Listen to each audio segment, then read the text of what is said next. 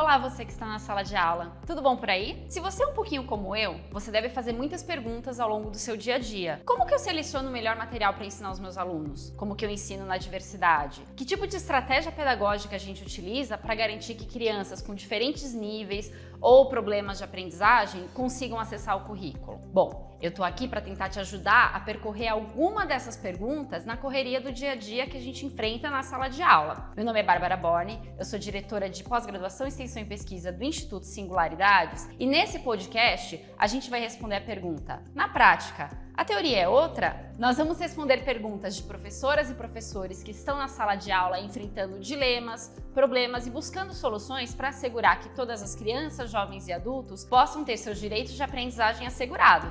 Vamos comigo? A minha pergunta é relacionada a níveis de aprendizagem, professora. Na sua opinião, quais as melhores ou a melhor estratégia para trabalhar com alunos de níveis diferentes em sala de aula? Olá, meu nome é professora Jomara, eu sou professora da MF Noé de Azevedo e dou aula para o 4º ano. Eu gostaria de saber como fazer uma boa avaliação diagnóstica agora no início do ano para que eu possa realizar um bom planejamento. Como isso pode ser feito? Qual é a melhor maneira? Obrigada. Essas duas perguntas que as professoras trouxeram nos remetem a uma questão muito importante da sala de aula: o planejamento. Quando eu planejo uma aula, a gente tem que ter em mente, antes de qualquer coisa, que eu estou planejando para pessoas específicas, para as meninas e meninos que estão dentro da nossa sala de aula e que precisam aprender. Então, antes de pensar qual é a estrutura melhor para planejar nossa aula, que tipo de estratégia eu utilizo, qual metodologia eu vou usar, é muito importante que a gente pare para pensar como as pessoas aprendem. Para investigar um pouquinho quem são os nossos estudantes e quais são os recursos que a gente precisa para assegurar a aprendizagem deles, eu vou me basear em um grande estudo de consenso que tentou responder a pergunta sobre como as pessoas aprendem. Esse estudo ele foi financiado pela Academia Nacional de Pesquisa dos Estados Unidos e coordenado por 3 autores muito importantes na área das ciências da aprendizagem, que é Cooking, Bransford e Donovan. Nesse estudo, os autores tentaram sistematizar, a partir de uma ampla investigação de várias pesquisas que evidenciam os processos de aprendizagem e de ensino, 3 achados principais que sustentam as ações dos docentes na sala de aula. O primeiro achado desse estudo sobre como as pessoas aprendem diz respeito aos conhecimentos prévios. Aí você se pergunta: Bárbara, conhecimento prévio todo mundo sabe que importa, a gente investiga o conhecimento prévio dos nossos estudantes na sala de aula.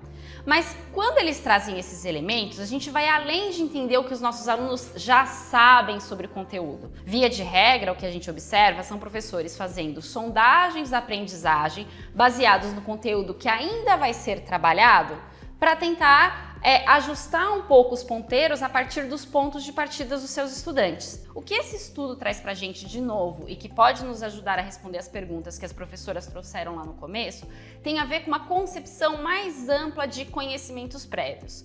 Conhecimentos prévios, segundo esse estudo, são todas as compreensões, as incompreensões e as explicações sobre o mundo que as crianças desenvolvem. Todo mundo está vivendo. Todas as crianças estão circulando pelo mundo e construindo várias explicações que podem ser mais aderentes ou menos aderentes com o conhecimento científico que a gente precisa desenvolver.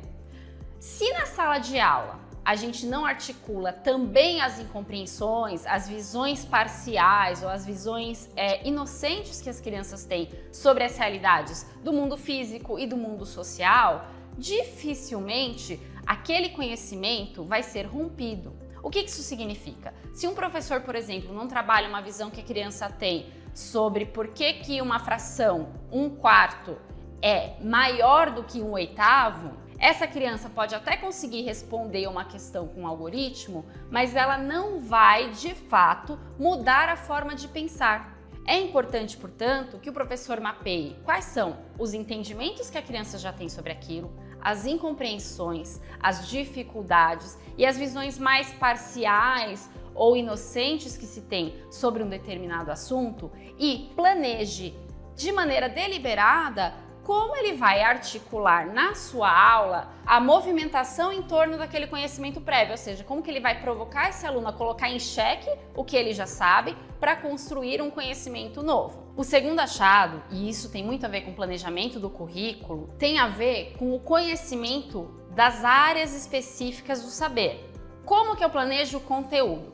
O que esses autores identificaram a partir principalmente dos estudos da área de expertise?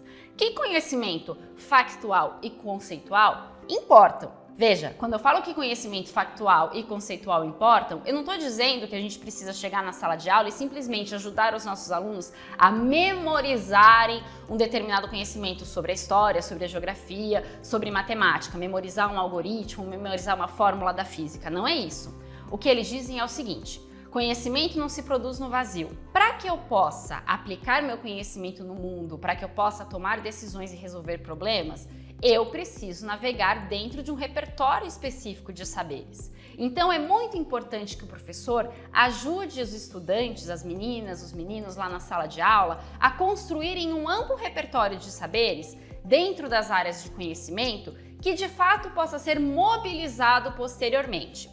Como que a gente faz isso? Não é simplesmente ajudando os alunos a decorar conhecimento, não é essa a proposta. O que a gente precisa é focar naquilo que é estruturante dentro das áreas de conhecimento e, a partir dessas estruturas, ajudar os nossos alunos a organizarem esse conhecimento de uma maneira estruturada e acessível.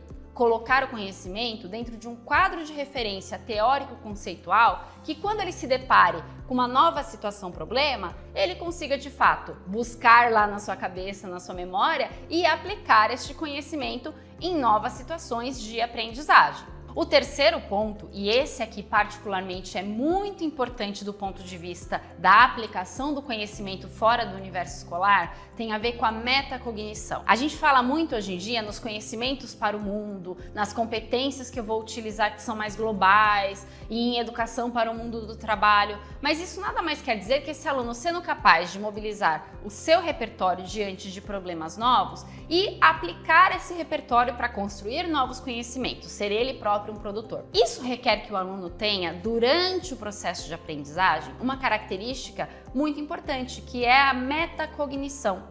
O que quer dizer metacognição? É a capacidade que nós temos de monitorar o nosso próprio processo de pensamento, o nosso próprio processo de aprendizagem. Ou seja, enquanto eu estou resolvendo uma situação-problema, eu paro para pensar qual é a estratégia que eu estou utilizando. Por que eu estou utilizando essa estratégia e não outra? Todo mundo, em maior ou menor escala, desenvolve algum nível de metacognição. Uma metacognição refinada é aquilo que diferencia, por exemplo, um expert de uma pessoa que simplesmente conhece factualmente algo e não é capaz de aplicá-lo em outros contextos. Como que a gente desenvolve isso nos nossos alunos? De maneira deliberada, por meio do planejamento e por meio de atividades que os ajudem a, de maneira consciente, monitorarem o que eles estão fazendo lá na ponta. Por exemplo, quando um professor pede para um aluno resolver uma situação-problema, essa situação-problema precisa vir acompanhada de questões que forneçam uma reflexão para ele. Por que você usou essa estratégia e não outra?